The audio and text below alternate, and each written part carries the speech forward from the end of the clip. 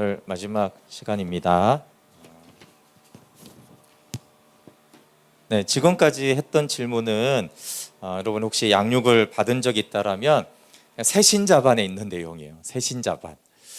네, 아까 말한 대로 성경 구절을 보시면 그렇게 특이하고 모르고 막 이런 구절을 제가 한 게 아니고요. 다 이렇게 접하고 알고 하는 거예요. 예를 들면은 제가 영접하는 자 그 이름을 믿는 자들이 하나님의 자녀된 권세를 주셨다 이랬잖아요. 우리가 이렇게 단점이 있는데 하나님께 됐다 치고 넘어간 부분이 있고 또 그런 부분들을 다시는 깊이 묵상이 잘 안 돼요. 성경을 실제로 읽을 때도 거의 우리가 암송 수준으로 알고 있는 거는 이렇게 읽다가 그냥 지나가요. 내가 다 알고 있다고 생각을 하는 거예요. 그게 근데 굉장한 속임이에요. 우리가 왜 여러분 거의 암송하십시오 이거 알아야 돼요 이렇게 하는 거는 그 안에 굉장히 보석 같은 말씀이 있어서인데 우리가 이걸 초신자 취급을 하고 또는 이걸 내가 알고 있다고 생각을 하는 거예요. 암송까지도 하니까. 그런데 그 하나님의 자녀된 권세를 가지고 하나님께로 난 자다 뭐 이런 한 구절 한 구절이 사실은 너무 놀라운 말씀들이에요. 나았다 이런 표현도 아까 말한 대로 하나님의 생명으로 우리를 강아지인데 자녀처럼 여겨주는 게 아니에요. 애완견은 아유 엄마 이렇게 하는 게 아니란 말이에요. 진짜 내 자녀니까 자녀라고 하는 거예요. 낳았다가 그런 의미가 있는 거잖아요. 그렇죠? 그러니까 자녀된 권세가 있다. 근데 이런 하나하나가 사실은 우리 신앙생활에 얼마나 중요한 기초가 되고 반석이 되는 그런 말씀들인데 그냥 이게 다 됐다고 치고 하고 그건 다 아는 건데 라고 이게 넘어가고 그 평생 그 말씀을 깊이 묵상하지 않는 거예요. 네, 그래서 이제 사실은 지금까지 했던 거는 뭐냐 하면 너무나 잘 알고 너무나 다 듣고 그냥 새신자면 다 아는 그런 말씀들을 다시 보자. 그리고 이 말씀의 내용들을 거의 암송도 하는 말씀이 많은데 사실 이 말씀의 의미를 우리는 잘 알고 그것이 지금도 내 신앙생활에 어떤 영향을 끼치는지 아느냐, 아니면 혹시 그거 옛날에 교회 처음 나왔을 때 듣고 본 건데 그렇게 그냥 치부해버리고 거기에 있는 보석과 같은 그 우리에게 생명을 주는 말씀들을 우리가 간과하고 넘어가지 않았는가. 그게 이제 목적이에요. 그래서 막 모르는 말씀을 막 전하는 것이 아니고, 그런데 제가 간단하게 말했지만 제가 이제 복음이 무엇인지를 알고 아까 말했잖아요. 저도 이제 대학 때는 아무래도 옛날에 막 뉴에이지가 어떻고 문화사회가 어떻고 이런 영적 전쟁이 어떻고 이런 것들을 불필요한 게 아니에요.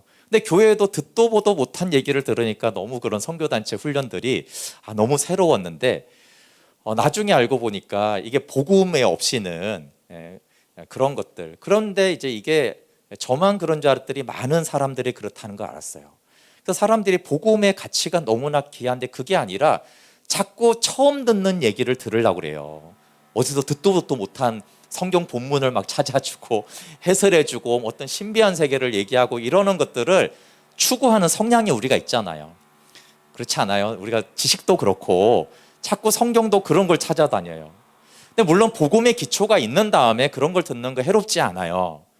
근데 이 기초가 없이 그런 걸로 이렇게 막 떠다니며 아까 말했잖아요. 영적 전쟁 아무리 알면 뭐예요? 나한테 권세가 없는데 내가 생명 있는지도 모르는데 어쩌란 말이에요. 영적인 싸움이 아무런 힘이 안 돼요.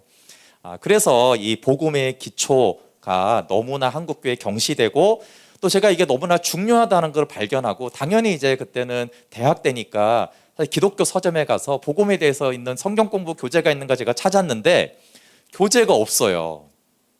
다 어떤 단계 중에 다 1, 2단계에 있어요. 뭐 10단계 중에 1, 2단계 복음 구원의 확신 그게 조금 있는 거예요. 그래서 제가 이제 교재를 찾을 수 없어서 제가 이걸 만들게 한 거예요. 그럼 그냥 내가 이렇게 만들어서 이렇게 가르치자. 이렇게 한 거예요. 지금은 이제 그래도 교재들이 많이 나와 있지만 이게 복음의 가치가 너무 중요한데 너무나 이렇게 가볍게 다루어지고 항상 초신자용이고 뭔가 새로운 것만 추구하고 듣도 보도 못한 신비한 얘기들을 자꾸 해야지 사람들이 그것을 추구하고 이렇게 하는 것들에 대해서 저는 좀 문제 제기를 하고 싶었던 것이고 지금까지 했던 내용은 그런 목적이에요. 그래서 뭐 이것이 복음의 기초에 달하는 것이 아니라 내가 알고 듣고 익숙한 그 성경 구절을 다시 볼 필요가 있다. 나는 이거 암송하고 있어. 그 의미 하나하나를 정말 복음의 관점에서 봤을 때 하나하나가 이게 너무 중요한 말씀이구나라고 하는 것들을 볼 수 있으면 좋겠다라는 거예요.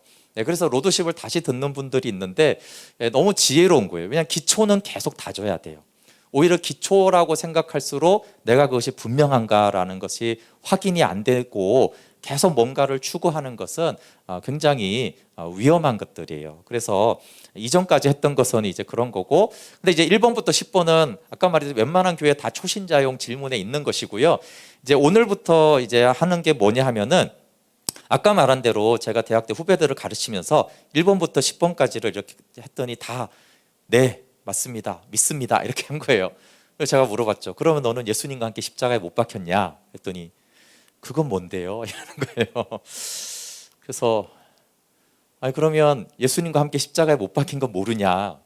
그럼 예수님과 함께 부활한 건 아니야. 그러니까 이제 잘 모르는 거예요. 그래서 아까 말한 대로 이건 또 뭐지? 이게 복음을 모르는 게 나만 모르는 게 아니라 이게 정말 많이들 모르고 있는구나.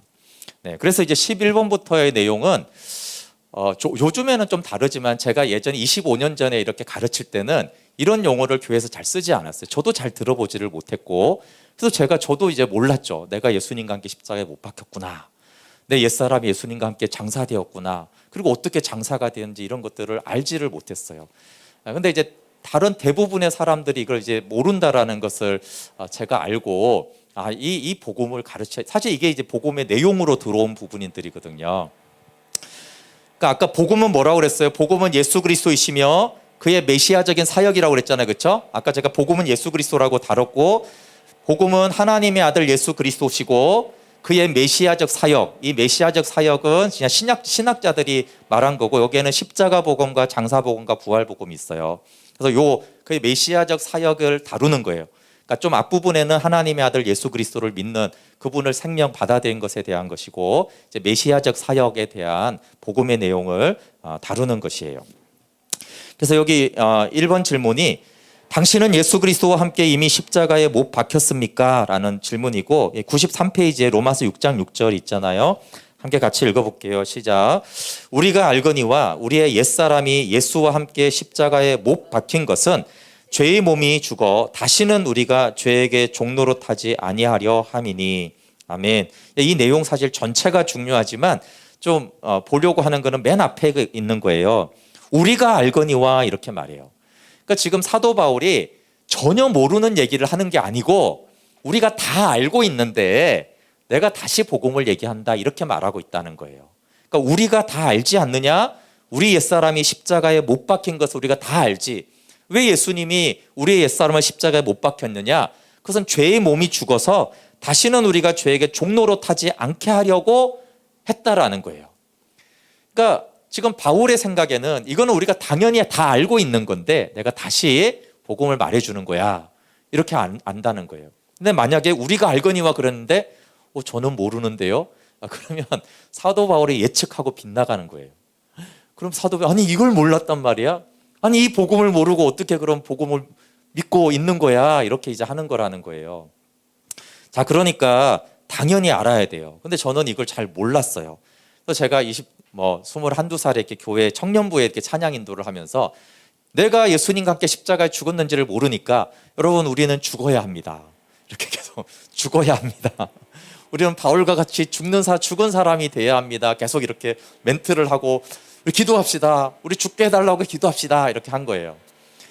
근데 이제 나중에 알고 보니까 이미 죽었네요. 이미 죽었어요. 이미 죽었는데 왜 자꾸 죽게 해달라고 이제 기도했는가? 그러면 로마서 6장은 뭐라고 말하는 거예요? 이미 죽었으니까 그 죽은 것을 여기라고는 했어요. 그러니까 우리가 죽었음을 알고 여깁시다라고 기도하는 건 괜찮은데, 그러니까 엉뚱하게 이제 기도를 한 거죠. 그러니까 순수하게 한 기도지만 복음을 모르니까. 그러니까 이제 같이 이제 공중 기도를 할 때도 기도 제목도 사실은 지나고 보면 잘못 이렇게 낸 거예요. 마찬가지로 개인적으로 그럴 수 있잖아요. 물론 이제 알고도 의미상으로 하나님 죽여주십시오 이런 거는 괜찮은데, 정말 내가 예수님과 함께 못 박혀 죽었는지를 모르고 자꾸 죽여달라고 그러면 주님은 이미 넌 죽었다. 그러면 이게 말이 안 맞잖아요. 그렇죠?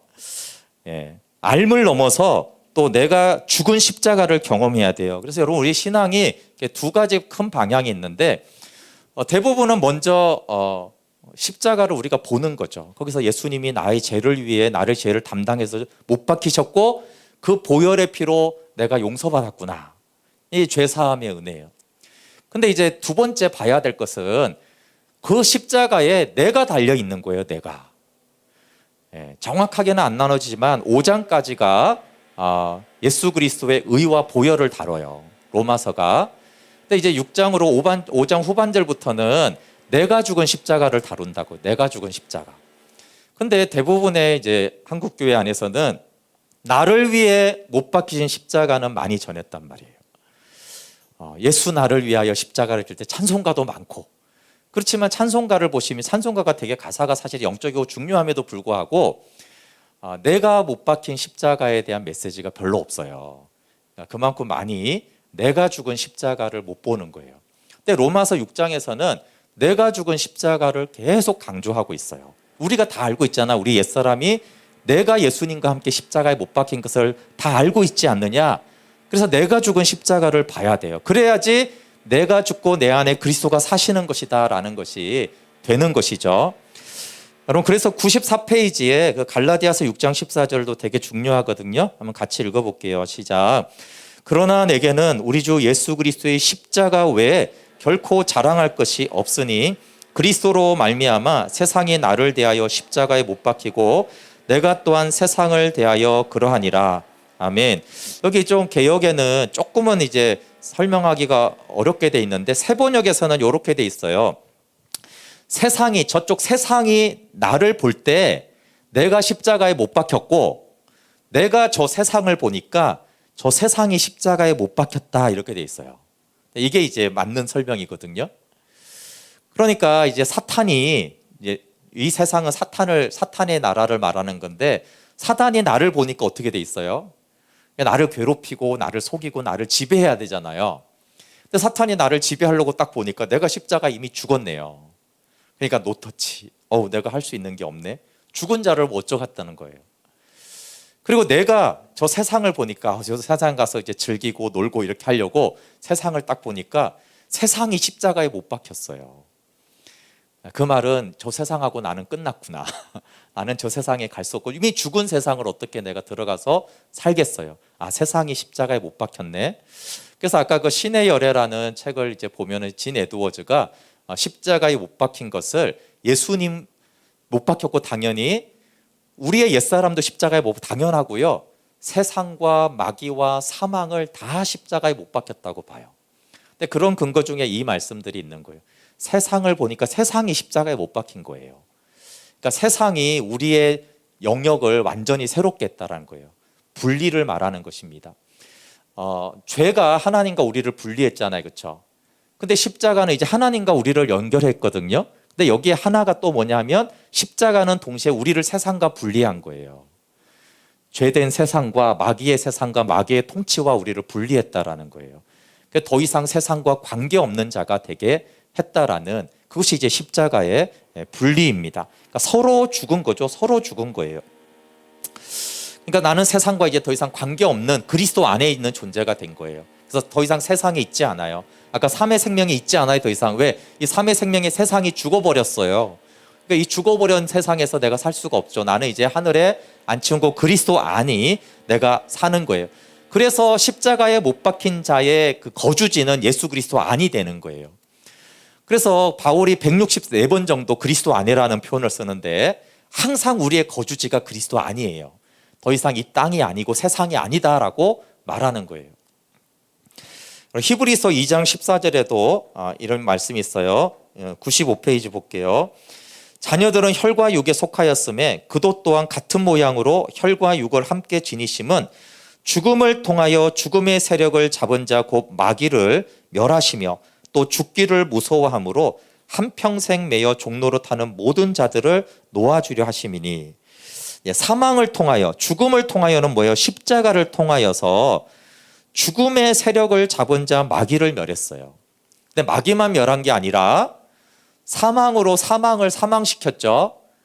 예수님의 사망을 통해서 사망이라는 권세를 사망시켰어요. 그리고 마귀를 멸했죠. 옛사람도 십자가에 못 박혔죠. 그래서 진 에드워즈가 계속 이 십자가 사건은 우리의 옛사람만이 아니라 마귀도 거기서 죽었고 세상도 죽었고 사망도 거기서 사망했다라고. 그래서 십자가는 완전한 그 기존의 세계, 옛 피조 세계를 다 십자가에 못 박아 버렸다라고 표현을 해요. 그러니까 십자가의 능력과 십자가의 예수님의 죽으심으로, 그러니까 예수님이 그것을 다 받아들이고 우리의 죄만 받아들인 게 아니고요, 사망과 마귀와 옛 세상을 다 받아들여서 십자가의 죽으심으로 이 모든 것을 끝냈다. 그래서 옛 세상은 끝났다라고. 그래서 새 하늘과 새 땅이 이미 임했고 하나님 나라가 부활로 임했고 우리는 새 생명이다라고 말하는 것이에요.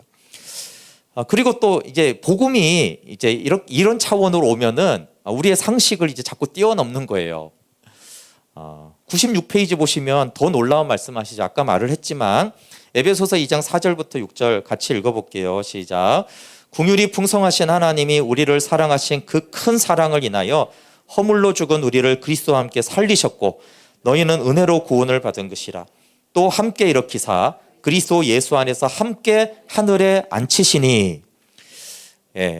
우리를 함께 죽고 함께 살리신 것, 부활한 것만이 아니라 함께 일으킨 것만이 아니라 그리스도 예수 안에서 함께 하늘에 앉혔다. 과거죠. 이미 하늘에 앉혔다. 하늘에 앉을 거다가 아니에요. 미래가 아니라 과거예요. 하늘에 이미 앉히웠다라고 선언하는 것이에요. 자, 여러분, 복음이 조금만 이렇게 들어와도요, 이제 복음은 우리의 상식의 차원을 완전히 벗어나요.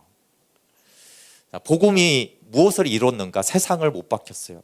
세상이 더 이상 나를 어찌할 수 없도록 나를 십자가에 못 박았어요. 그리고 죄를 짓는 옛사람을 이미 십자가에 죽였어요. 그리고 마귀가 활동하잖아요. 근데 놀랍게 마귀를 멸했어요. 사망이 사람이 죽는데 사망을 사망시켰어요. 그러니까 이게 그럼 뭔 소리를 하는 거예요. 근데 복음이 선포하는 바는 굉장히 놀라운 것입니다. 그래서 이제 믿음의 차원으로 이제 들어가는 것이죠. 이렇게 보시면 아까 세상과 그리스도 안이 있잖아요. 십자가가 여기 있어요. 세상이 나를 보면 십자가가 보이는 거예요. 그래서 내가 예수님과 함께 못 박혀 죽었죠.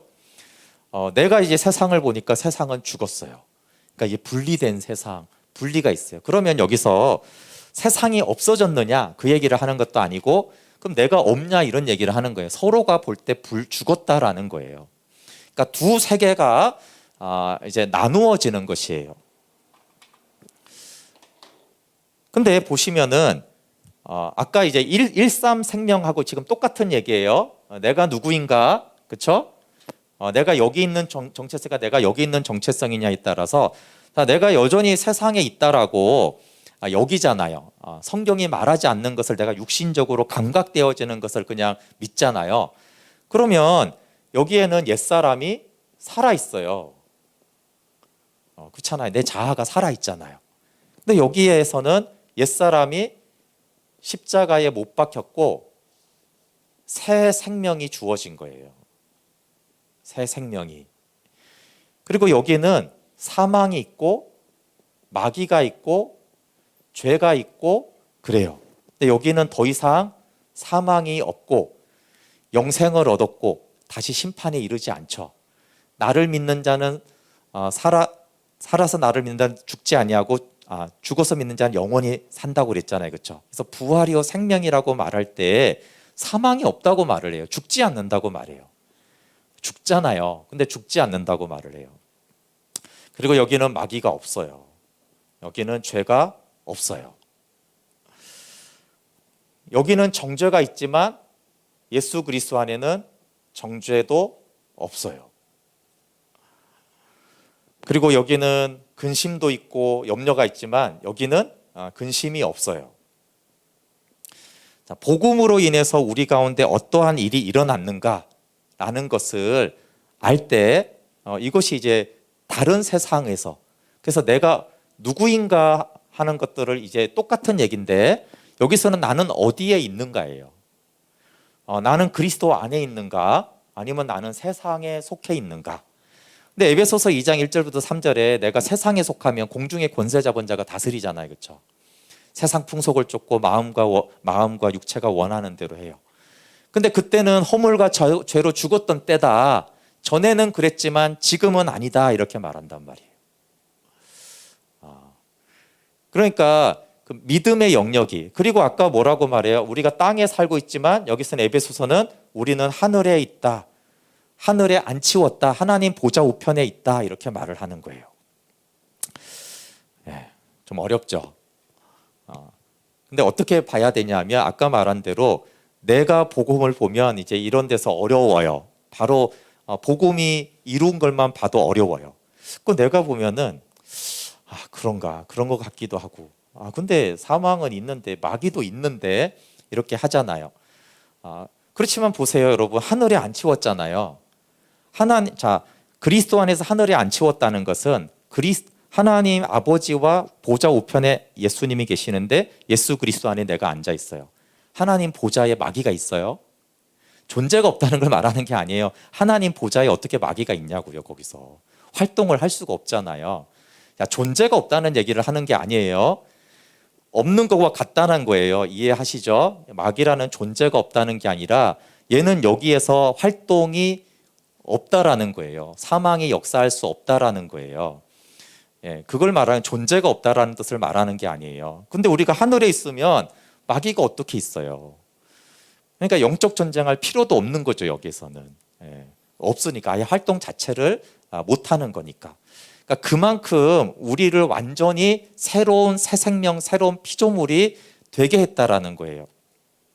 그러면 이걸 바라볼 때 우리가 이렇게 보면은 우리는 세상과 그리스도를 같이 봐요. 근데 이제 이것이 하나님이 보는 우리라는 거야. 하나님이 보는 우리. 그러면 하나님은 어떻게 보냐면, 하나님은 아이고 너는 1과 3의 생명을 같이 살지 이렇게 하지 않고, 하나님은 우리를 하나님의 자녀로만 봅니다. 하나님이 보실 때 나는 세상도 살고 그리스도 안에도 사는 게 아니라 그리스도 안에만 내가 있어요. 아니, 접붙임을 받았잖아. 이렇게 예수님에게 접붙임을 받았잖아요. 그럼 내가 포도나무의 가지지, 뭐 포도나무에도 붙고 뭐 가시나무에도 붙고 이럴 수는 없잖아요. 이해하지? 우리가 사는 거는 이렇게 되는데, 하나님이 보실 때는 너는 포도나무 된 예수 그리스도의 가지다라고 보는 거예요. 너는 이때는 포도나무에 붙었고 저때는 가시나무에 붙었다, 이런 게 아니라 한 생명이잖아요. 그렇죠? 그래서 하나님은 이렇게 보세요. 근데 이 바울의 복음을 보면, 또 바울을 보면은 바울이 이렇게 보고 있다는 걸 알 수 있어요. 그래서 영적 전쟁을 하는 차원을 넘어서는 차원을 초월 신앙이라고 그래요. 그래서 사도 바울이 별로 영적 전쟁을 안 한다는 게 아니에요. 근데 그걸 초월해 있다는 걸 알 수 있어요. 마귀를 상관하지 않아요. 쉽게 말해서 그냥 너는 너하고 놀아라. 나는 하나님하고, 하나님과 함께, 그런 수준으로 그걸 이제 만물의 영원하신 하나님의 세계에 들어가는 거예요. 환경과 싸우지 않아요. 영적 전쟁은 주로 환경하고 싸워요. 왜냐하면 사탄이 세상 풍속을 만들고 우리를 괴롭히고 이렇게 해요. 그걸 이제 돌파하는 믿음이 있거든요. 그게 영적 싸움이에요. 실도 영적 싸움이 이기면 돌파가 돼요. 그런 문제들이. 그런데 이게 초월을 해버리면요, 그 환경과 문제하고 싸우지를 않아요. 쇠사슬에 매이면 그냥 그게 그 매임을 벗어나려고 하지를 않아요. 그냥 하늘에 앉아 있고 하나님의 영광의 보좌에 함께 있는 거예요. 그래서 이제 그냥 고난이나 이런 부분을 초월해 버리지 이런 문제하고 싸우지를 않아요. 그 바울의 신앙을 보면 그런 부분이 같이 있어요. 그게 이미 하늘에 앉아 있기 때문에 그렇게 된 거예요. 이미 노는 물이 다른 거죠. 사탄은 저기 있고 너하고 나하고 싸울 대상이 아니다야, 이런 수준이 된 거예요. 그러니까 영적 싸움을 못하는 게 아니라 이게 싸우다가 너는 너무 어리구나. 권세하고 너하고 나하고 상대가 안 되잖아. 나는 오직 아버지의 뜻을 따라서 그리스도의 종으로 사도된 것만 따라가지 너하고 놀 짬밥이 아니다. 이렇게 되는 거예요. 그래서 세상이 감당하지 못하고 세상을 이기는 거예요. 그래서 마귀가 이렇게 바울을 괴롭히질 못하잖아. 이거 뭐 매를 때려도 안 되고 감옥에 넣어도 안 되고 어떻게 해요?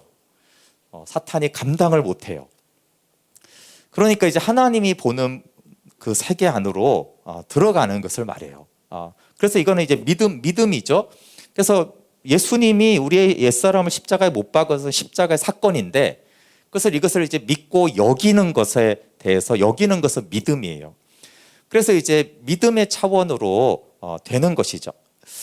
보는 주체가 하나님의 눈으로 우리가 봐야 됩니다. 이것이 신앙생활에 참 어렵기도 하고 중요한 문제죠. 우리가 창조될 때 여러분 창세기를 보면 하나님이 보시기에 좋았더라 이렇게 돼 있어요. 하나님 보시기에 좋았더라, 하나님 보시기에 좋았더라 이렇게 되다가 언제부터 문제가 되냐면 하와가 보니 이렇게 돼 있어요. 자, 사람이 보면 안 돼요. 그러면 보지 말라는 게 아니라 뭐예요? 하나님의 눈으로 봐야 된다라는 거예요. 하나님의 관점으로 봐야 되는데 하나님 없이 하와가 보니 탐스럽게 보인지라 이렇게 돼 있어요. 여기서부터 문제가 된 거죠. 그리고 이제 제가 이제 한밤 때도 말을 했지만 그 다음에 대표적으로 또 그걸 상기시키는 것이 모세예요. 모세가 40세 때 이렇게 일어났잖아요. 그게 믿음이에요. 그 히브리서 보면 그 40세에 일어난 게 불신이 아닙니다. 그럼에도 불구하고 40세의 모세를 하나님 쓰지 않아요. 거기에 보시면 모세가 보니 이렇게 돼 있어요. 모세가 봤어요. 그리고 일하려고 했어요. 그러니까 하나님이 아직 아니다 그랬어요. 자, 모세가 본 걸로는 하나님이 일하지 않아요. 아직은. 근데 80세에 보면은 출애굽기 3장에 이렇게 7절부터 10절에 보면은 한밤 때는 읽었어요. 계속 하나님이 보니 하나님이 알고 하나님이 내려가서 하나님이 건져내려 하노라. 그러니까 보는 주체가 하나님이 돼요. 그러니까 40세 때도 모세가 믿음은 있었어요. 이렇게 그 애굽의 왕자를 버리고 내가 함께 고난 받겠다라는 헌신하는 믿음은 있었는데 하나님의 눈으로 보는 믿음까지는 없었어요. 모세가 40세 때는. 근데 80세 때 이 눈이 열어집니다.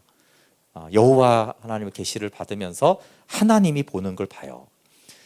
그래서 하나님이 보는 것을 모세가 보면서 출애굽의 그 여정을 따라가는 거예요.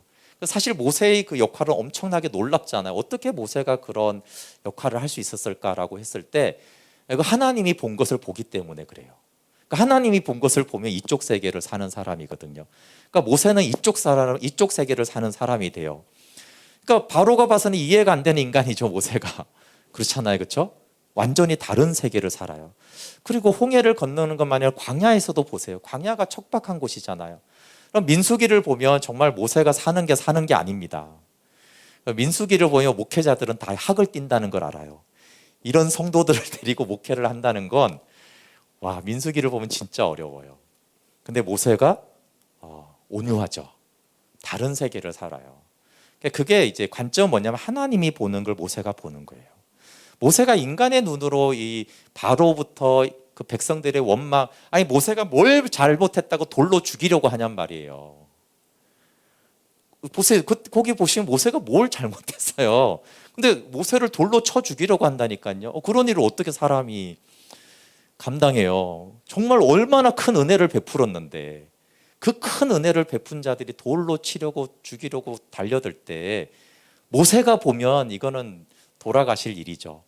근데 모세 안에 하나님이 보니 이게 된 거예요. 그래서 모세는 다른 차원의 삶을 살아요. 그래서 가나안에 들어가지 않아도 이미 하늘에 속했죠. 하늘에 앉아 있어요, 모세가.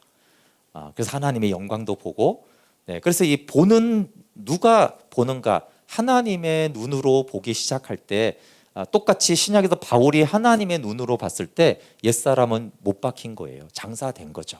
그리고 나는 새 생명이에요. 옛 생명이면서 새 생명이 아니라 그냥 새 생명이고 나는 하늘에 앉아 있고 나는 그리스도 안에 있어요. 그래서 그리스도 안에라는 파트를 다룰 때 그리스도 안에서 심지어 말도 해요.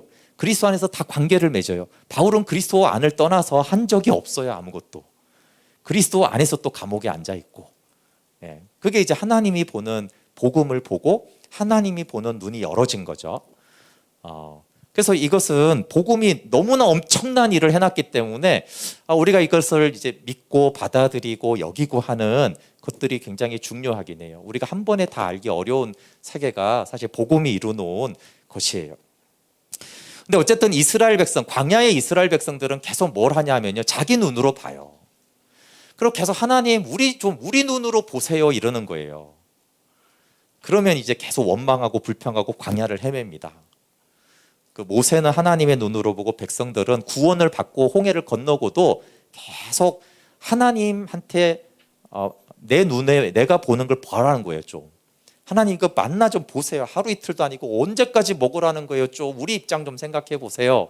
그래서 계속 우리 입장을 들이대고 내가 보는 것을 보고 내가 아는 것을 하나님도 좀 알아주세요라고 하는 것이 광야의 이스라엘 백성이고요. 하나님이 보고 하나님을 알고 하나님이 하는 것을 보는 게 모세예요. 그러니까 믿음이 두 차원이 이렇게 딱 나눠진다라는 것을 알고 있어요. 그러니까 지금도 당연히 불평하고 원망하고 이런 거는 왜 생겨요? 하나님 내 입장 좀 대보세요. 이런 쪽이 좀 많죠. 내가 보는 걸 현실을 보라고요.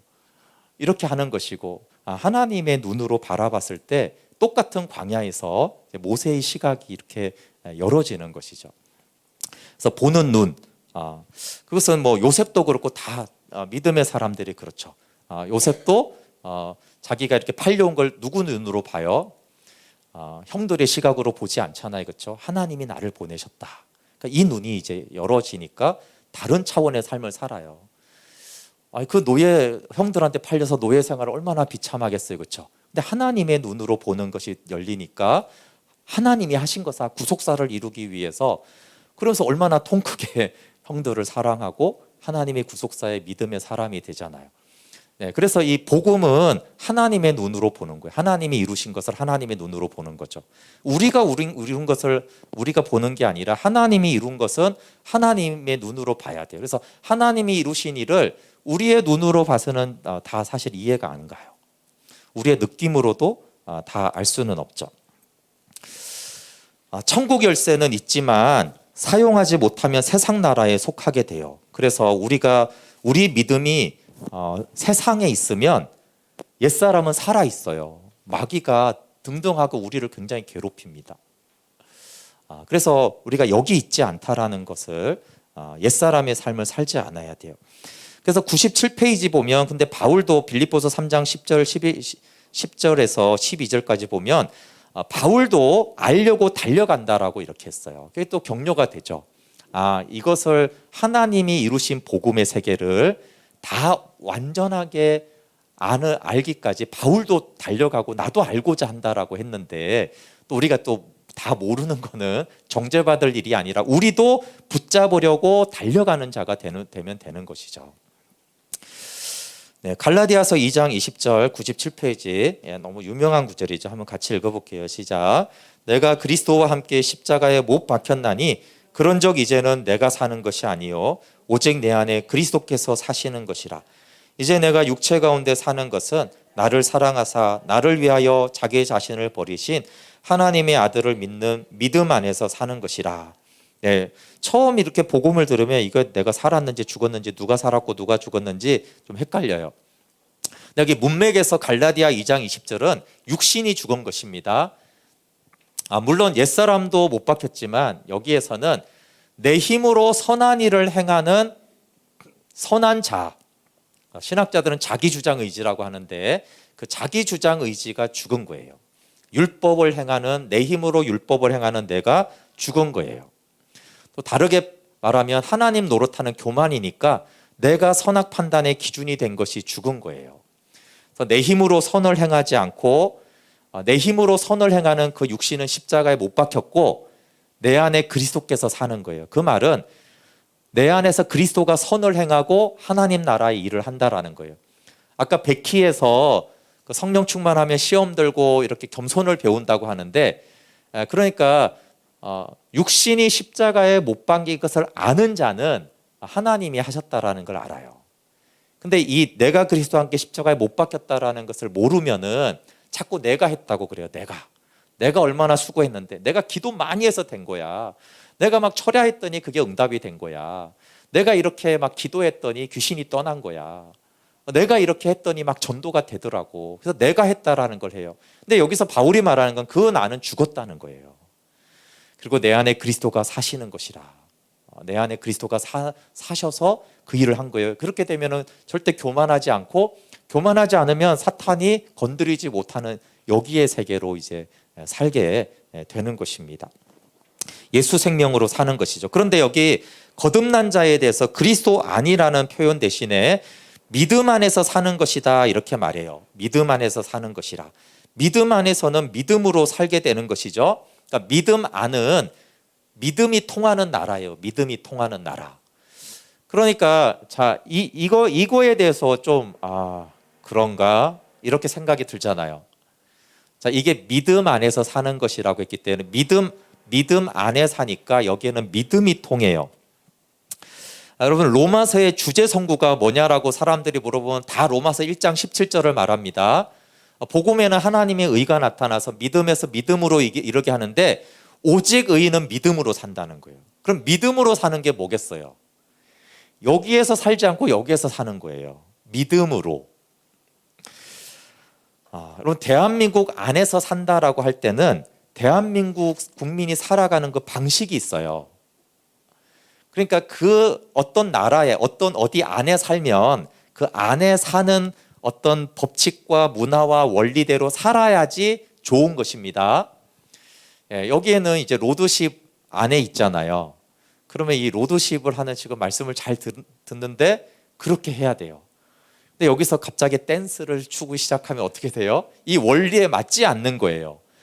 그러면 그 행위 자체가 문제라기보다는 그게 언밸런스가 되면서 삶이 깨지는 거예요.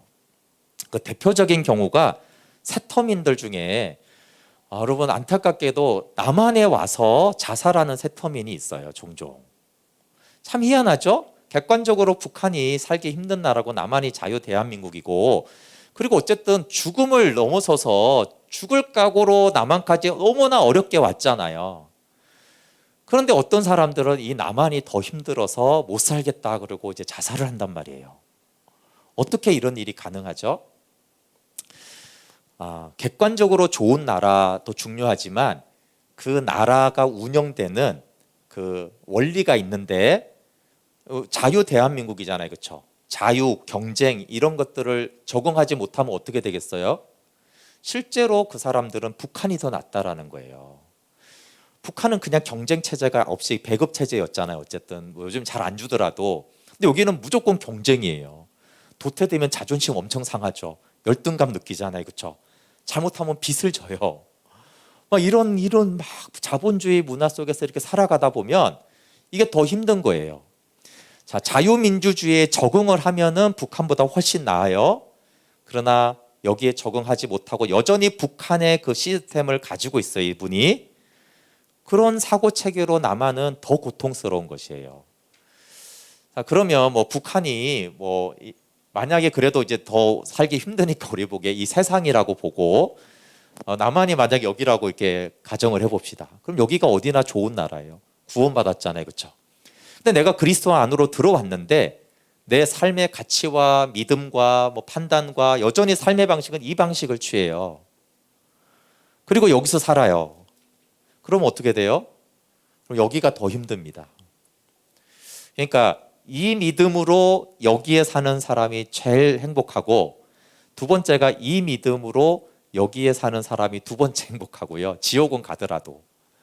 세 번째가 여기 있는데 이 믿음으로 살면 더 괴로워요. 진짜로 예수님 믿고 진지한 사람들은요, 야, 예수 믿고 더 힘드네 이런 사람들 많아요. 오히려 진지하면. 왜 그러냐면 가치관은 여기가 안 변했는데 내가 여기 사는 거예요. 그러니까 남한은 왔는데 북한의 그 가치관과 모든 삶의 방식으로 살아요. 그러니까 이게 나라와 법칙이 같이 가야 되는데 나라와 가치관이 다르면은 굉장히 힘들단 말이에요. 그래서 우리가 여기로 옮겨졌는데 흑암에서 사랑의 아들의 나라로 옮겨졌고, 그렇죠? 사망에서 생명으로 옮겨졌잖아요. 그게 세상에서 그리스도 안으로 옮겨진 거예요. 두 나라를 동시에 사는 게 아니잖아요. 그런데 여전히 아들의 나라에서 흑암의 권세 방식으로 살아가고 그리스도 안에서 세상 방식으로 살아가면 이게 스텝이 엄청 꼬이죠. 그래서 예수 믿으면 반드시 행복해지는가? 그렇지 않아요. 그러면 여기를 갈라디아 2장 20절은 믿음 안에서 사는 것이다 이렇게 말했어요. 그럼 뭐예요? 믿음이 통하는 나라에 여기는 믿음이 통해요. 근데 믿지 않고 살아요. 그럼 어떻게 돼요? 어차피 안 믿고 사는 이 세상 시스템이 더 편하죠. 안 믿고 그냥 내 힘으로 고생하더라도 돈 벌고 성공하고 어쨌든 경쟁 속에 도태하든 불안하고 초조하든 그 세계가 있잖아요. 그렇죠? 안 믿고 사는 세계가 있어요. 근데 내가 믿음의 나라에 들어와서 안 믿고 살아요. 그러면 더 힘들어요. 그래서 예수 그리스도 안은 믿음 아니기 때문에 믿음으로 사는 원리예요. 그 말은 또 다르게 말씀으로 사는 자죠. 그래서 믿음 안의 풍성함은 믿음으로 살면 여기가 너무 풍성한 나라가 되고, 믿음이 없으면 여기가 힘들어요. 그리고 믿음이 없으면 당연히 이런 데 대해서 사실을 부인한다기보다 북한이 자유 대한민국 자본주의가 맞긴 맞지만 짜증나네, 왜 이렇게 자유가 많아, 이러면서 이게 항상 불만이 있잖아요. 그 체제 자체가 다 잘못된 건 아닌데 새터민 입장에서는 이 나라가 불만이에요. 그러니까 하나님의 나라는 잘못된 게 없어요. 그러나 내가 믿음이 없이 이 나라를 보면 뭐 이게 저래, 이렇게. 그게 광야의 이스라엘 백성들이에요. 아니, 하나님이 잘못한 게 없잖아요. 근데 이스라엘 백성들이 보기에는 이게 뭔가 굉장히 안 맞는 거, 힘든 거예요. 그러니까 원망하고 불평하고 자꾸 뭐가 아니라고 이렇게 하는 것이죠. 네. 그래서 나라와 법칙은 같아야 됩니다. 좋은 나라에, 하나님 나라에 왔으니까 하나님 나라 방식을 우리가 배워야죠. 그 시간이 필요하고. 그래서 그런 소식을 들으면 되게 안타깝죠. 이렇게 북한에, 그렇지만 이게 하루아침에 바뀌지 않는다는 우리가 이해는 하잖아요. 그렇죠? 오랫동안 그 북한에서 이렇게 형성된 그 가치관이 남한에 와서 어려울 수도 있고 갈등이 될 수도 있다. 그렇지만 이 나라에 왔으니 이 나라의 법칙을 배워야 되듯이 믿음 안으로 왔으니까 믿음의 법칙, 말씀을 따라 사는 그 원리대로 살아가야 되는 것이죠.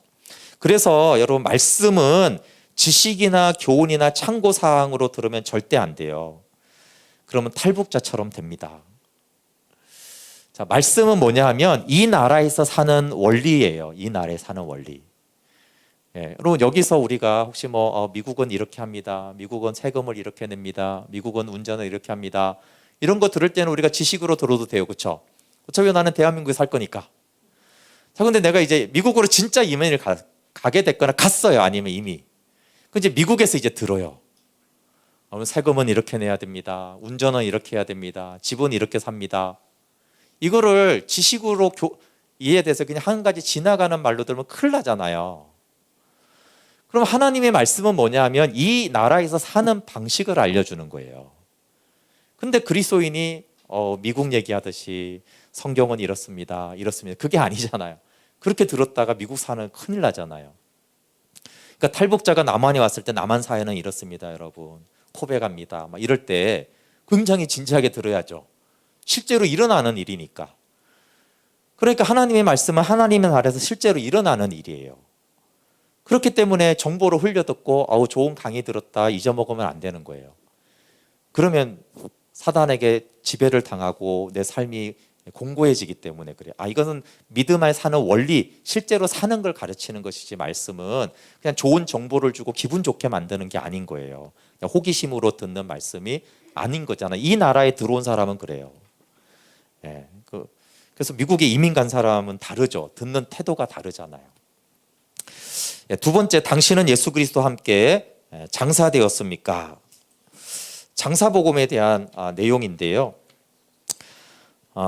장사복음은 이제 복음생명 캠프에서 더 자세히 다루고, 이 장사됨에 대해서, 죄에 대하여 죽음에 대해서, 장례식은 죽음이 실제가 되기 위해서 필요합니다.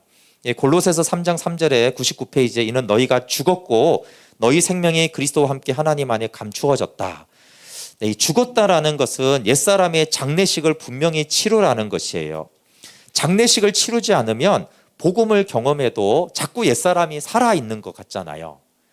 이 말씀이 완전히 아멘이 되면 이제 더 이상 안 배워도 돼요. 근데 이게 좀 어려워요. 아까 말한 대로 나라를 바꾸고 이러면은 이 가치 체계를 배우는 것이 싸움이 있습니다. 우리가 장례식을 하잖아요. 그 장사를 우리가 생각했을 때 그냥 죽었으면 끝나는 게 아니라 죽은 사람에 대한 장사를 지내잖아요. 근데 예수님도 이제 십자가에 죽으셨는데 예수님을 장사 지냈어요. 그래서 이 장사됨이 하나의 복음이 됩니다. 그래서 우리가 장례식을 잘 치르는 것이 복음이 돼요. 물론 우리가 장례식을 이제 사자에 대한 예우도 있지만 사자와의 이 관계적 분리를 위해서 하는 것입니다. 실제로 이렇게 있었던 일인데 그 아들이 이렇게 캐나다에 가서 이렇게 사고로 이렇게 숨지는 일이 있었어요. 근데 이게 이제 그 가족이 듣고 엄마한테 안 알린 거예요. 갑작스런 건강한 아들의 그 사고사였기 때문에 너무 충격을 받을까봐 안 알리고 캐나다에서 장례를 치른 거예요. 근데 이 교회 집사님이었는데 나중에 이걸 알고 나서 굉장히 어려운 거예요. 그러니까 이 엄마한테는 아들이 안 죽은 것 같은 거예요. 아들의 장례식을 안 치렀기 때문에. 그래서 그 아들 방을 정리를 하지 못하고 계속 이 정서적으로는 이렇게 그 매여 있는 거예요. 그러니까 그걸 이렇게 들었을 때 참 그게 그 장례식을 아들의 죽음을 직면하는 것도 큰 슬픔과 고통이긴 하지만 장례식은 치러야 되는 거구나. 그러니까 아들은 없어요. 당연히 이제 한국에 오지 못하죠. 죽었으니까. 근데 이 아들의 장례식을 또 시체를 보지 못한 엄마 입장에서는 아들이 죽었다고 이걸 정리를 못하는 거예요. 그 심정적으로 그리고 정말 그 방을 하나도 못 치우게 하고 그 어떤 것도 건드리지 못하게 하는 거예요. 예. 그러면 이 엄마한테는 이 아들이 죽은 거예요, 안 죽은 거예요? 이게 어렵게 됐잖아요, 그렇죠? 자, 객관적으로는 죽었어요. 그러나 이 엄마 개인의 주관적으로는 그 아들은 죽었다라고 보기가 정말 어려울 정도가 된 거예요. 자, 옛 자아가 우리의 옛 사람이요, 엄마하고 이 자식의 관계보다 더 끈질긴 관계가 우리와 우리의 이 옛 사람에 대한 이 끈적끈적한 사랑의 관계예요. 교육의 목표가 뭐예요? 자아 실현이잖아요. 사람들이 왜 살아가요? 자아 실현하려고 살아간다고. 그러니까 이 옛사람을 실현시키는 거, 우리의 자아를 뭔가를 원하는 걸 해주고 만족시키기 위해서 살아가잖아요. 그 엄청난 노동과 공부와 힘든 일을 이 자아 실현을 위해서 해요. 그러니까 이 자아 실현이 전부란 말이에요. 그런데 복음은 그 자아기를 부인하고 그 자아였던 옛사람을 십자가에 못 박으라는 거예요. 그러니까 사실은 이게 무슨 소리냐 이렇게 될 수가 있는 것이, 자아 실현을 하지 말라니. 인생의 목표였는데, 이 자아를 높이는 거였는데, 근데 자아를 실현하지 말라니. 그래서 복음을 받아들이면 이게 죄라는 걸 아니까, 지옥 가는 생명인 걸 알게 됐으니까 이 옛사람이 십자가에 못 박혀 죽었다라는 것이 복음인 건 알아요. 그런데 옛 자아를, 옛사람을 향한 사랑과 연민을 포기하지 못해요. 그래서 어떤 일이 일어나냐면 그 엄마처럼 옛사람은 십자가에 못 박아 죽었는데 내 마음에서 옛사람은 살아있다. 자아 실현을 포기할 수 없다. 이런 애매한 상태가 돼요. 애매한 상태. 그러면 옛사람이 죽었나 살았나 이렇게 되면은 주님 보시기엔 죽었는데 내 느낌과 내 마음에는 살아있네 이렇게 돼요. 그러니까 아까 아들이 객관적으로는 우리가 뭐 죽었지만 그 엄마의 마음과 생각 속에는 아직도 캐나다에 있는 것처럼 느껴지는 그런 현상이 일어나죠. 그래서 옛사람을 죽은 자로 여기지를 못하고 옛사람은 살아있는 것 같고, 근데 주님은 십자가를 못 박혀 죽었고, 그러니까 이 애매한 상태가 되는 것이에요. 그래서 로마서 7장이 그런 부분을 다뤄요. 오라 공고하다. 오라 공고한 사람이로다. 이게 도대체 사는 것과 죽은 것 사이에서 괴로운 상태예요. 복음을 보면은 죽었고, 내 느낌과 이렇게 감정과 이런 내 가치관을 보니 살았고, 그 안에서 공고한 거죠. 불신자는 느끼지 못하는 공고함이 있어요. 그렇지만 아무리 사랑하도 죽은 자와 함께 살 수는 없잖아요, 그렇죠? 네, 그래서 죽었음을 명확하게 아는 거. 이것도 실제로 있었던 일을 제가 들은 것인데, 그 이장하는 거 있잖아요. 무덤을 이장할 때, 그 이장할 때 이렇게 무덤을 파고 관뚜껑을 열잖아요. 근데 이제 부모님 그 관을 이렇게 이장하는 것인데, 좀 끔찍하게도 부모님 관뚜껑을 딱 열었더니 끔찍하게 거기 막 벌레들이 막 가득한 거예요. 가족들조차도 아무리 부모님이어도 그 벌레들을 보는 순간 일꾼들까지 다 이렇게 뒤로 물러났대요. 그런데 막 그래서 어찌하지 못하고 이장도 하지 못하고 막 그렇게 난감해하고 있는데 감사하게도 이렇게 구름이 걷히면서 해가 이렇게 쫙 뜨더래요. 그러니까 이제 해가 비치니까 이제 그 벌레들이 다 사라진 거예요. 그래서 이제 그래도 어떻게 해요? 이렇게 좀 있다가 이렇게 나중에 이렇게 보니까 이제 벌레들이 하나도 없어가지고 그래도 그 일꾼들을 좀 막 이렇게 해가지고 제발 저거 좀 잘 옮겨달라고 해가지고 이장을 잘 했다고 그래요. 그러니까 죽음이 명확하고 죽음을 확인하면 이제 결별이 되는 거예요. 근데 그 죽음이 내 안에 리얼하지 못하면은 이렇게 그 연민을 끈을 떨어뜨리지를 못하는 것이죠. 근데 몰리노스는 이렇게 말했어요. 우리 자아를, 우리가 그렇게 좋아하는 자아를 마귀 중에 마귀가 당신의 자아다. 우리의 자아가 마귀 중에 마귀다. 마귀보다 더한 마귀가 옛사람이다. 그게 보이고 그걸 알겠느냐라고 하는 거예요. 그게 보이면은 물론 옛사람의 자아를 우리가 사랑했었죠, 과거에는. 그러나 죽은 자고 벌레밖에 없고 마귀가 완전히 한 통속이 돼서 쇳덩어리고 마귀하고 한편인 것을 알게 되어지면 결국은 죽은 자로 여기고 장례식을 치러버린단 말이에요. 결국은 묻어버리고 마음에서 정리가 일어나는 것이죠.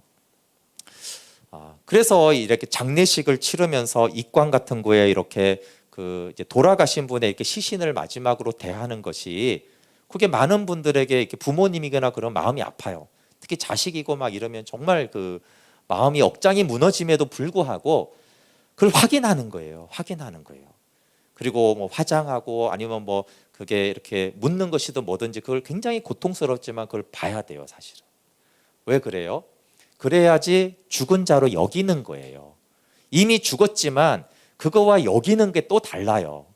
근데 아까 말한 대로 죽었는데 너무나 끔찍히 사랑하는 걸 보지도 않고 듣지도 않고 이러잖아요. 그러면 내 마음속에 여김이 안 돼요, 여김이. 그래서 그걸 막 고통 쏘고 울부짖고 막 이러면서도 화장을 보고 사람들이 통곡을 하고 이래도 막 거의 몸이 실신할 정도로 이렇게 하더라도 그렇게 하면서 그런다고 3일 한다고도 여겨지지가 않아요. 그리고 또 시간이 흐르고 또 못 만나고 이렇게 되면서 어떻게 돼요? 아, 죽었구나. 여기는 게 계속 돼야 되는 거죠. 여기는 게 계속 되어져야지 자기 삶을 산단 말이에요. 그렇죠? 안 그러면 거기에 묶여가지고 잘 살지를 못해요. 그러니까 옛사람이 십자가에 못 박혀 죽었는데 장사 지내라는 거예요. 죽은 것으로 된 것이 아니라 옛사람을 장례식을 치러야 된다. 옛사람은 죽었다. 죽었으니 붙들고 있으면 안 되고 장례식을 치러야지. 계속 냉동고에 넣어놓고 10년, 20년 그러지 말고 장례식을 치러라. 죽은 자다. 여겨라. 그 과정은 매우 아프고 힘들다. 내가 그렇게 아꼈던 그런 옛사람에 대해서 죽음으로 여기는 것은 우리에게 힘든 일이지만 계속 여기는 거예요. 그래서 여러분, 나는 날마다 죽노라고 했잖아요, 바울이. 그러니까 바울에게도 날마다 이래야 되는 거예요. 날마다 옛사람을 죽은 자로 여기고 내가 이 나라의 새 생명으로 사는 것으로 여기는 일을 계속 한 것이에요. 그리고 이제 이것을 하나님 편에서 작업을 하는 것이 우리를 무덤으로 보내는 거예요. 이 세상이 헛되구나 이런 것들을 깨닫게 하시면서 고난 가운데 내 옛사람 자아 추구가 헛되구나 깨닫게 하시고 그리스도의 무덤에 연합하게 하는 것이 또 우리의 고난과 광야 생활을 통해서 그것도 장례식을 치르게 하는 거예요. 그래서 내 옛사람이 십자가에 못 박혀 죽은 것인데 죽은 자로 여기는 그 시간들입니다. 그리고 여러분 102페이지 보면 세례에 대해서 나옵니다. 세례가 정말 안타까워요. 세례를 잘 모르고 세례받는 분들이 너무 많았어 가지고 세례가 뭐냐 하면 예수님과 함께 죽고 못 박히고 장사돼서 함께 일어나는 게 세례예요.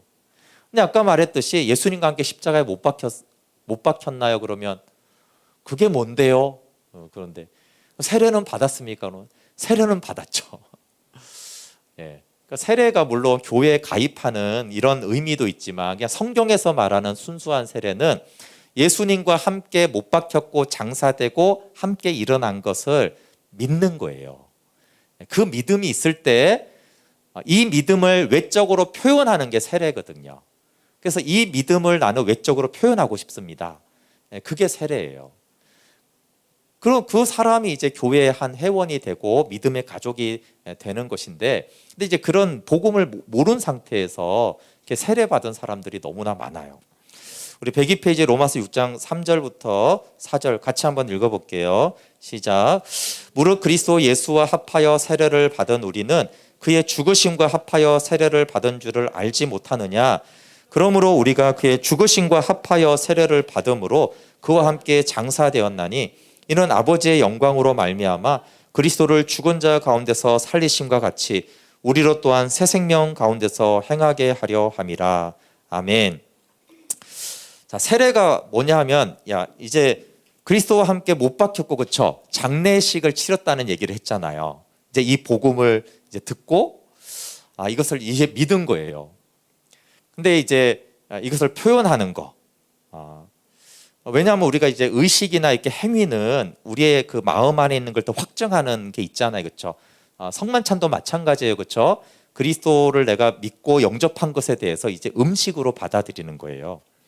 내가 먹는 것이죠. 그래서 세례는 장례식이에요. 장례식. 세례의 가장 중요한 건 장례식이에요. 이번에 제가 레바논에 가서 이제 지중해에서 세례식을 했는데, 그래서 다행히 저희 통합 측에서는 이 침례가 이제 합법적이에요. 그래서 저희 교회에서는 가능하면 이제 침례를 이렇게 하는데, 형식이 중요한 건 아니지만 형식에도 이제 그 내용을 담으니까요. 그래서 이렇게 세례를 하는 것보다는 침례에서는 그 의미가 더 분명해지는데, 침례를 할 때는 집례자가 이제 예수님을 이제 의미하는, 예수님과 합하여라고 돼 있잖아요. 지금 함께라는 의미로 있는 거예요. 그리고 이제 세례 받는 사람들이 이렇게 물속에 이렇게 들어가잖아요. 그렇죠? 네. 그래서 물속에 들어가서 침례를 이렇게 앞으로 주지 않아요.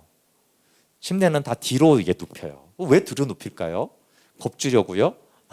그게 아니라 여러분, 이렇게 수영할 때 앞으로 이렇게 하면은 산 느낌이 듭니다. 누군가 뒤에서 확 잡아당겨 봐요. 순간적으로 죽는 느낌이 들어요. 깜짝 놀라죠. 그리고 그 순간에 어떤 그 두려움이 와요. 그래서 우리가 죽는다 그럴 때 뒤로 넘어가서 죽지 앞으로 넘어 죽지 않거든요. 뒤로 눕히는 것은 죽음을 말합니다. 죽음. 네가 죽었다. 근데 왜 물속에 넣을까요? 원래 말하면 땅속에 넣어야죠. 장례식이니까. 장례식으로 땅속에 파묻어야 되는데 그게 힘드니까 물속에 넣는 거예요. 동일한 건 숨을 못 쉬는 거예요. 숨. 호흡이 숨에 있잖아요. 물에 들어가면 숨을 못 쉬죠. 그게 죽었다는 거예요. 죽었다. 너 이제 죽었어. 그게 장례식이에요. 물속에 그래서 들어가죠. 그럼 내가 숨을 못 쉬어요. 그리고 이 물 밖은 이제 세상을 말하는 거예요. 세상. 세상에서 사라졌잖아요. 물속에 들어갔으니까. 그래서 너는 이제 세상에 없어진 거야. 세상에 대해서 죽은 거야. 그리고 숨을 못 쉬니까 장례식을 치른 거죠. 네, 근데 이게 실제로 해보니까 잘 안 되던데 제 생각에는 한 1분 정도 집어넣고 싶은데 그냥 숨을 못 쉬어야지 이게 진짜 장례식이거든요. 숨을 못 쉬어야지 내가 장례를 당했구나 이렇게 이제 느껴야 되는데 내가 숨을 못 쉬, 나 이제 죽었구나 이렇게 해야 되는데 막상 실제로 해보니까 이게 딱 담그고 있기가 좀 너무 이렇게 고통스러워할까봐 그게 좀 어렵던데 그래도 이제 그렇게 하고 싶어요. 사실 이렇게 뒤로 딱 눕힌 다음에 세상에서 사라진 느낌을 가져야죠. 그렇죠? 숨을 못 쉬어요. 그 세상에 난 죽었어. 장례식을 치르는 거예요. 그리고 숨을 못 쉬니까 답답하니까 내가 일어나면 세례가 성립이 되지 않아요. 왜 그러냐면 성경에 주님과 함께 일으킴을 받았어요. 수동태거든요. 주님이 일어날 때 우리가 일어나는 거지 내가 일어날 때 주님이 일어나는 게 아니에요. 주님이 부활하실 때 우리와 함께 우리를 일으키세요. 그래서 이제 그 집례자가 예수님을 의미하기 때문에 집례자가 일으켜 주는 거예요. 자, 수동태로 일으킴 받는 겁니다. 내가 어프프 일어나는 게 아니에요. 그러면 다시 호흡을 하잖아요. 그렇죠? 근데 이 호흡은 이제 새 생명이라는 거예요. 새 생명. 그리스도 안에서 다시 너는 태어났다. 그리고 다시 숨을 쉬고 산자가 된 거예요. 그리고 이 세계는 그리스도 안에서 너는 새 생명으로 다시 태어난 것이다. 이걸 이제 말하는 게 세례예요. 세례. 그러니까 세례가 중요하죠. 복음의 핵심을 다루는 거니까. 십자가 복음과 장사 복음과 부활 복음을 딱 함축해서 하는 것이 세례식이에요. 그러니까 복음은 하나님의 아들 예수 그리스도시고 그의 메시아적 사역인데, 자, 예수 그리스도를 믿어서 십자가 복음과 장사 복음과 부활 복음을 함께 이렇게 외형적으로 믿음을 표현하는 게 세례식이에요. 그러니까 복음의 정수잖아요, 세례가. 그래서 세례가 중요한 거예요. 근데 세례가 중요한 건 복음의 정수기 때문에 중요한데, 그냥 이게 나이 들면 넌 세례 받으라. 교회 얼마 다녔으니까 세례 받으라. 그렇게 받는 건 아니에요. 복음을 알고 복음을 표현하는 거죠. 그렇잖아요. 결혼식을 왜 해요?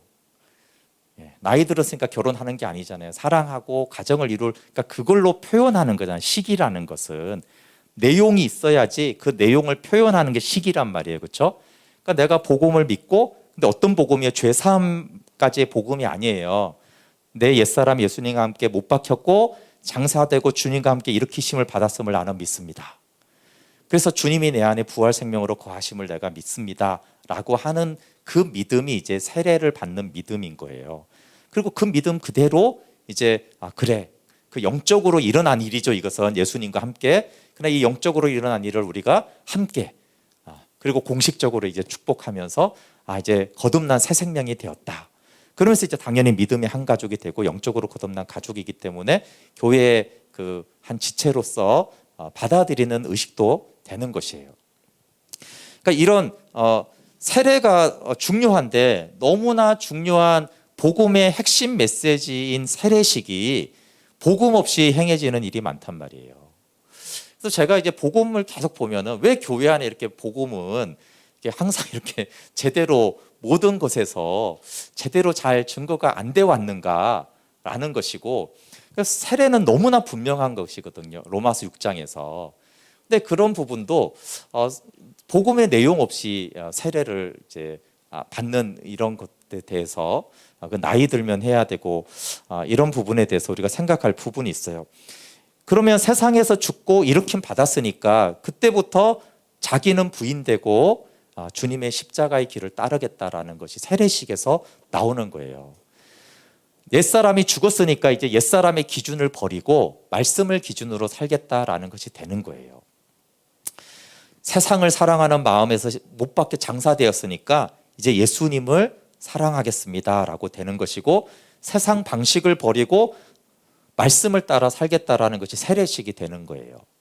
그러니까 세례교인은 삶의 방식이 바꿔진다라는 의미거든요. 그냥 교회 등록한다라는 개념이 아니라 그리스도 안에서 사는 자가 되겠다라는 그 믿음의 고백이 세례 믿음인 거예요. 그래서 세례는 굉장히 중요한 것입니다. 그래서 이제 아까 말했듯이 로드십 이 과정을 해야지 세례를 우리는 주는 거예요. 세례를 받으라고. 이걸 듣고 알고 단순히 과정을 마치는 게 아니라 그 믿음이 내가 있잖아요. 그러면 이제 세례를 받아야죠. 그러면 당연히 성령께서 거기 함께 또 역사해 주세요. 성령이 그래, 네 믿음을 내가 더 확정해 주겠다. 그래서 이 복음을 알고 세례 받는 사람은 그렇게 딱 하고 일으킴 받았을 때 막 굉장히 그 영상에 보면 굉장히 기뻐하는 분들 있잖아요. 근데 이렇게 그냥 받으면 아이들이 이렇게 지나가고 세례 받았어요. 그게 아니라 막 이렇게 죽고 이렇게 하거든. 예수 그리스도 함께 장사되고 그리스도 함께 부활했느니라 이렇게 일으키거든요. 그 복음을 알고 이렇게 세례 받은 사람들은 막 감격하거든요. 그게 너무 기쁜 거예요. 거듭남, 새 피조물이다.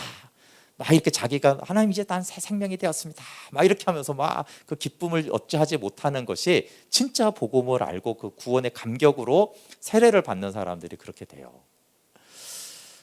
그리고 이것을 날마다 하는 것이 이제 사도 바울의 고백인 것이 나는 날마다 죽노라가 그러나 이 고백을 계속적으로 해가는 것이에요. 그리고 장사복음은 이렇게 책을 읽어보시면 되겠습니다. 하나님의 심판을 받아들이고 무덤에 들어가는 시간이 장사복음이에요. 누구나 다 장사복음이 필요합니다. 다윗이 왜 그 오랜 시간 동안 광야를 거쳐야 됐냐라고 했을 때 세왕이라기야라는 진 에드워드 같은 탁월한 책인데 거기 핵심이 뭐냐면 사울 안에만 그 사울이 있는 것이 아니라 다윗 안에 사울이 있다는 거예요. 모든 사람 안에 사울이 들어가 있습니다. 그러면 다윗 안에 있는 사울을 제거하는 시간이었다. 그것이 사울을 통해서 고난받고 광야 생활을 하면서 다윗 안에 사울을 제거하는 시간이에요. 그게 무덤의 시간이죠. 요셉도 아까 말한 대로 왜 그 요셉이 그렇게 억울한 일을 당해서 노예 생활을 하느냐? 결국은 요셉 안에 형들의 모습이 있는 거예요. 그래서 그 고난 당하기 전에 요셉과 형들은 별로 다르지 않아요. 근데 그 광야와 억울한 일을 통해서 요셉 안에 형들이 사라지죠. 그렇죠? 요셉 안에 그 형들이 악한 시기하고 질투하고 그 형들이 요셉 안에서 죽어버려요. 그러니까 장사를 지내요.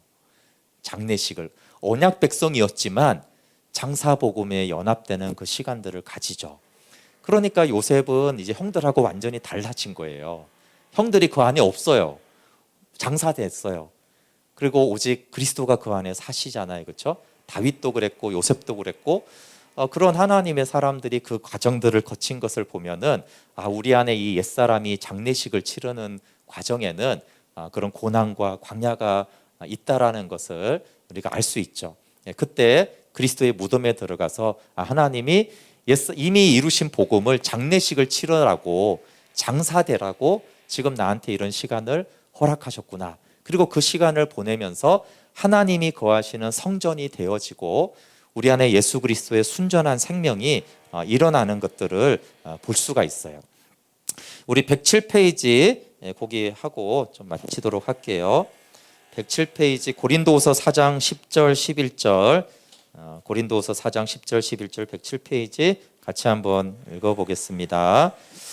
시작. 우리가 항상 예수의 죽음을 몸에 짊어짐은 예수의 생명이 또한 우리 몸에 나타나게 하려 함이라. 우리 살아있는 자가 항상 예수를 위하여 죽음에 넘겨짐은 예수의 생명이 또한 우리 죽을 육체에 나타나게 하려 함이라. 아멘. 네, 여기 두 번이나 항상 예수의 죽음을 몸에 짊어진대요. 또 예수를 위하여 죽음에 넘겨진대요. 이것이 항상 장사복음에 연합되는 걸 말해요. 내가 죽은 자로 여기는 거. 그러면 어떻게 돼요?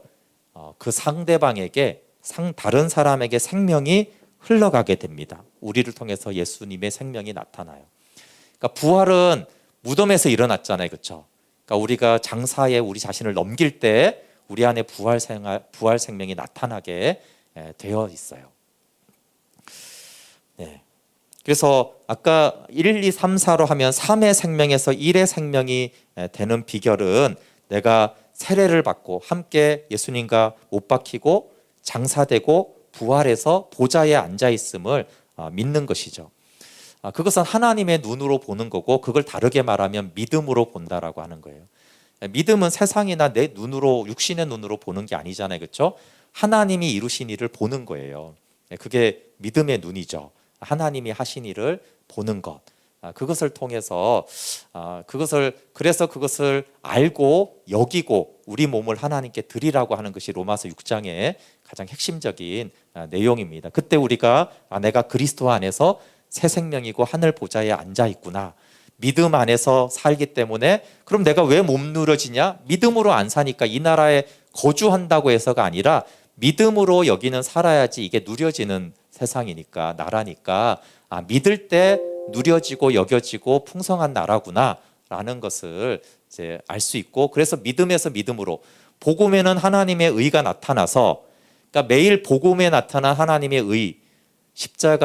의 십자가의 사랑을 보는 거예요. 그러면 복음에는 하나님의 의가 나타나서 어떻게 해요? 믿음에서 믿음에 이르게 해요. 믿음이 자라는 원리죠. 믿음이 자라는 원리는 뭐예요? 복음에서 나타난 그 하나님의 의를 하나님이 우리를 어떻게 구원하시고 사랑하셨는지 그 복음을 계속 보는 거예요. 계속 복음에 나타난 하나님의 의를 보면 믿음에서 믿음으로 이르게 돼요. 그러니까 믿음은 한꺼번에 생기는 건 아니라는 거예요. 그러면 어떻게 돼요? 오직 의인은 믿음으로 말미암아 산다. 이 나라를 다 누린다. 어떻게 누리냐? 믿음에서 믿음으로 이르게 된다. 그럼 어떻게 믿음에서 믿음이냐? 복음에는 하나님의 의가 나타나 있다. 그래서 날마다 우리가 복음 앞으로 가는 거예요. 복음의 말씀을 듣는 거죠. 왜? 믿음에서 믿음으로 이르려고. 그럼 왜 믿음이에요? 오직 믿음으로, 믿음 안에서 사는 이 나라, 내 안에 그리스도가 사는 그곳을, 그렇게 사는 것으로 가기 위해서 믿음에서 믿음으로, 오직 의인은 믿음으로 말미암아 사는 그 자리까지 가기 위해서 복음에 나타난 의를 보는 것이고, 그래서 제가 매일 복음의 말씀을 묵상하고 복음을 듣고 하라는 거예요. 복음 앞으로 가는 것이죠. 그 외에는 우리가 믿음이 자라는 방법이 없어요. 그 믿음이 자라야지 이 나라를 누리고 옛사람을 장례치르고 새 사람으로, 새 생명으로 하늘에 내가 앉히었구나를 살 수 있기 때문에 그렇습니다. 네, 우리 기도하고 오늘 마치도록 하겠습니다. 네, 하나님이 각자 오늘 신청하고 주신 말씀을 가지고 좀 기도하고요.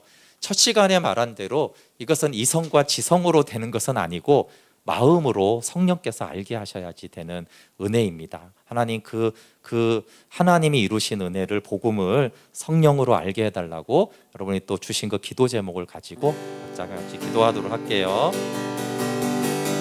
하나님, 오늘 첫 시간 첫날을 이렇게 복음의 말씀을 듣게 하여 주셔서 감사합니다. 네, 주님, 정말 성령께서 우리의 마음 눈을 열어 주십시오. 우리 옛사람이 십자가에 못 박힌 것과 함께 우리가 옛사람을 장례 치르고 장사되고, 하나님, 내 옛사람이 십자가에 못 박힌 것을 여기는 믿음, 하나님, 그러기 위해서 복음에 나타난 하나님의 의로 믿음에서 믿음에 이르도록 성령님 역사하여 주십시오. 믿음으로만 누리는 이 세계, 하나님, 내가 예수님과 함께 못 박히고 장사되고 부활한 믿음이 바로 세례의 믿음입니다. 하나님, 내가 세례 교인이면서도 이 믿음을 알지 못하고 여기지 못하고, 하나님, 그렇게 복음이 간과되어 왔습니다. 주님, 우리를 불쌍히 여기셔서 나의 옛사람이 십자가에 못 박혔고 그리스도와 함께 장사되어 장례식을 치렀고 그리스도가 부활하실 때 내가 그 안에서 함께 일으킴을 받았음을 알게 하여 주시옵소서. 보게 하여 주시옵소서. 믿음으로 여기게 하여 주시옵소서. 성령님, 우리의 마음 눈을 열어 이것을 보게 하여 주시옵소서. 내가 죽은 십자가, 내가 못 박힌 그 십자가를 보게 하소서. 예수님과 함께 십자가에 달린 나를 보게 하시고, 하나님, 나를 십자가에 넘기는 은혜를 허락하여 주시옵소서. 죄된 내가 십자가에 못 박혔음을 알게 하여 주시옵소서. 하나님, 성령께서 진리를 가르치시고 진리 안으로 우리를 인도하여 주시옵소서. 주 성령님께서 우리를 세밀하게 가르쳐 주십시오. 하나님, 사단의 견고한 진, 사단의 속임을 파쇄하고 진리가 진리로 선포되게 하시고 하늘 문을 여시고 마음으로 성령 안에서 계시로 알아지는 은혜가 있도록 역사하여 주시옵소서. 하나님, 이곳에 부르신 분이 주님이시니 한 사람도 그저 왔다 그저 가지 않도록 도와주시고 성령께서 정말 놀랍게 가르쳐 주시고 그 안에 솟아나는 샘물로 생명의 떡이 되게 하여 주셔서 이 말씀이 마음에 새겨지고 하나님 넘쳐나고 충만하도록 역사하여 주시옵소서. 감사합니다. 주님, 성령께서 계속 가르쳐 주시고 계속 묵상하게 하여 주시옵소서. 아멘.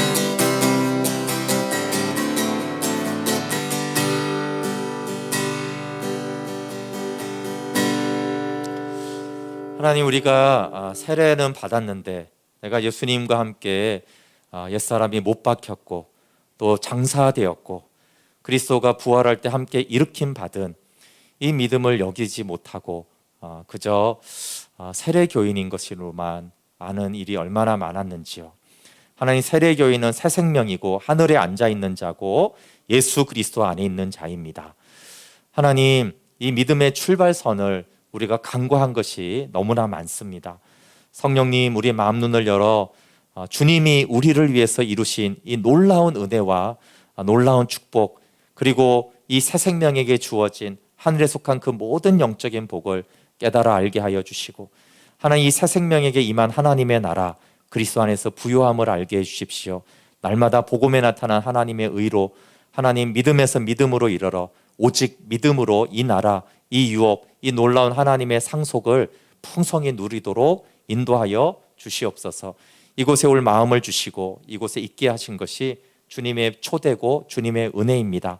한 주간 계속 주님 이 말씀으로 가르쳐 주십시오. 생각나게 해 주십시오. 성령으로 알게 해 주십시오.